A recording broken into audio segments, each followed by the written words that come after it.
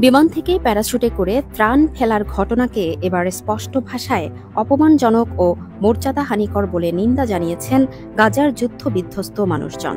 গাজাবাসী বলছেন, আকাশ থেকে খাবার ছুড়ে দেওয়াটা যেন তাদের মানুষ হিসেবে স্বীকৃতি না দিয়ে কুকুরের মতো আচরণ করা। স্থানীয় বাসিন্দা আহমেদ ফায়েজ ফায়াদ বলেন, আমরা কুকুর নই যে খাবারের জন্য আকাশের দিকে তাকিয়ে থাকব। আমরা রুটির জন্য লড়তে চাই না, আমরা মানুষের মতো বাঁচতে চাই। আরো করুণ চিত্র উঠে এসেছে গাজার এক মায়ের কণ্ঠে। ৩ দিন ধরে খাদ্যের খোঁজে ব্যর্থ হয়ে তিনি বলেন, আমার শিশুর ক্ষুধার কান্না শুনেও আমাকে অপমানিত হতে হচ্ছে। আমি সাহায্য চাই না, আমি ন্যায্য অধিকার চাই। আকাশ থেকে ফেলা অনেক প্রাণী পড়ছে সমুদ্র কিংবা গোলা বর্ষণের মধ্যে। অনেক সময় তা মাটিতে পড়েই নষ্ট হয়ে যাচ্ছে। স্থানীয়দের মতে এই পদ্ধতি বাস্তবিক প্রয়োজন মেটানোর বদলে প্রদর্শনীমূলক। মানবাধিকার সংগঠনগুলোও বলছে, এভাবে ত্রাণ পাঠানো গাজাবাসীদের প্রতি সহানুভূতির চেয়ে অবমাননাই বাড়াচ্ছে।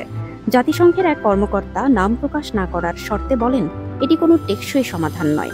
সহায়তা পৌঁছাতে হলে অবরোধ তুলে দিয়ে স্থলপথ চালু করতে হবে। এদিকে পশ্চিমা বিশ্ব ও আন্তর্জাতিক জোটের ভূমিকা নিয়েও প্রশ্ন তুলছে ফিলিস্তিনিরা। তারা বলছে, শুধু খাবার ছুড়ে দেওয়া নয়, বরং তাদের মর্যাদার দাবির পাশে দাঁড়াতে হবে বিশ্ব সম্প্রদায়কে। গাজার এক স্কুল শিক্ষক বলেন, আমরা ভিক্ষুক নই, আমাদের অধিকার চাই, নিরাপদ জীবন, শিক্ষা, চিকিৎসা, মর্যাদা। আন্তর্জাতিক সম্প্রদায়ের কাছে প্রশ্ন, তারা কি শুধু রুটি ফেলবে নাকি আমাদের সম্মানটুকু ফিরিয়ে দেবে? এই মন্তব্যগুলো শুধু ক্ষুধার্ত কিছু মানুষের আরতি নয়, এগুলো এক গোষ্ঠীর, এক জাতির আত্মমর্যাদার লড়াই।